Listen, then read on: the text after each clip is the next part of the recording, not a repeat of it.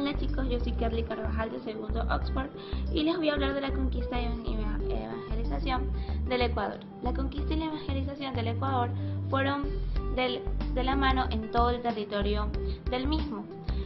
Por ello nos ocuparemos en los apartados que siguen de la conquista y la evangelización del territorio ecuatoriano, ocurridas a través del siglo XVI. Gracias al espíritu organizador de Pizarro y la riqueza de la tierra, fue el Perú, este es Pizarro, fue el Perú la región más importante de América. Ahí se establecieron sus conventos, las órdenes religiosas tuvieron por todas partes misioneros y doctrinas. También salieron ahí expediciones evangélicas hacia las demás regiones de América Española. De ahí salió el capitán Sebastián de Benalcázar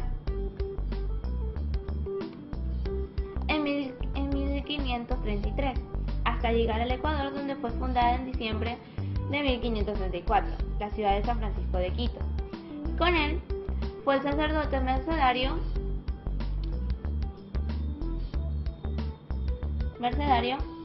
Fray Hernández de Granada, quien tuvo a su cargo la evangelización del Ecuador y la Colombia. En el Ecuador tuvo más auge la acción evangélica de los religiosos que en otras partes de América.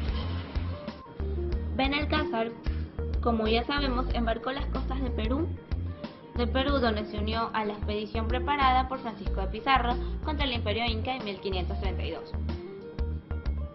Tras haber ayudado a Pizarro a convertir a las tribus locales, completó en 1534 la conquista de Quito, usando fondos obtenidos en sus campañas anteriores. Quito había sido la ciudad más septentrional del Imperio Inca hasta ese momento, y antes de ser tomada por Benalcázar fue incendiada por el caudillo Inca Rumiñahui tras evitar el tesoro de la ciudad hacia los Andes. Benalcázar y por orden de Almagro fundaron así la nueva ciudad de Quito, sobre las ruinas de la antigua población inca, llamándolo de manera que actualmente se la conoce San Francisco de Quito, en honor a los misioneros franciscanos, por lo que el escudo de la ciudad consta del tradicional cordón franciscano. Encomiendas y encomenderos. Desde un comienzo de la colonización, también en Ecuador se utilizó el método de encomiendas. Descubierto y conquistado un territorio, se confeccionaban los planos y se fundaba un villorio con el nombre de la ciudad.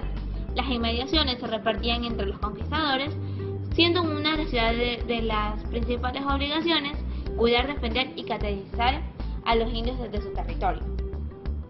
Al dar posesión a un conquistador de un territorio, se decía al interesado: a vos, 10 se os encomienda tantos indios en el cacique y enseñarles las cosas de nuestra santa fe católica. De ahí las palabras encomienda y encomender. A su costa también está en su encomienda un encargado, sacerdote o seglar, que diariamente enseñaba la doctrina de los indios, por eso se llamaba doctrinero. De tiempos y en tiempo pasaba por ahí algún misionero, examinaba a los candidatos y bautizaba y administraba los demás sacramentos a las que estaban suficientemente preparados. Los monarcas podían elegir los lugares donde construir la iglesia, pero solamente era autorizado si el rey lo decía. Él daba el dinero para estas obras, tanto las iglesias, las vías y los conventos. Para la colonia era mucho más fácil dar el paso de América a las órdenes religiosas. El Consejo de Indias de 1524 por el rey Carlos I, para poder asesorar el nombramiento de autoridades de América. La iglesia, como ya sabemos, estaba ligada al Estado.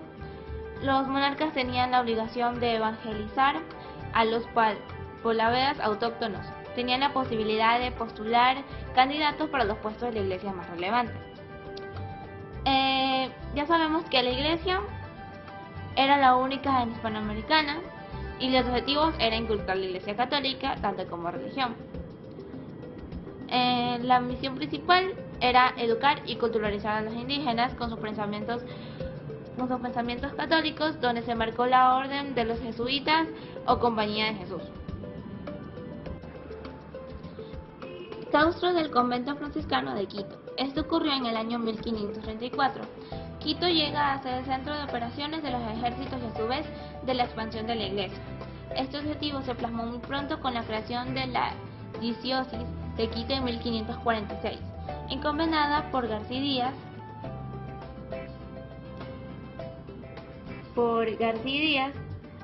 de Arias, su primer obispo. Su segundo obispo fue Pedro de la Peña,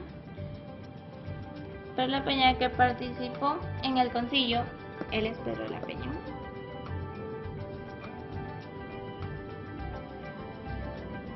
que protagonizó, participó en el concilio provincial de Lima, cuyas decisiones afectaron a la organización eclesial en la primera parte y la manera de tratar a los indios en la segunda.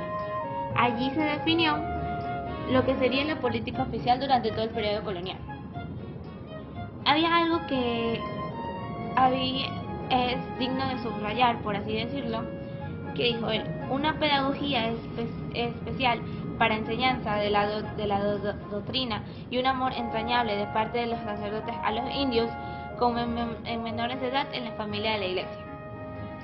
También se convocaron 3 sínodos en Quito y Loja, en 1570, 1594 y 1596, para reglamentar la vida de la iglesia en lo tocante a los colonos y a los indios.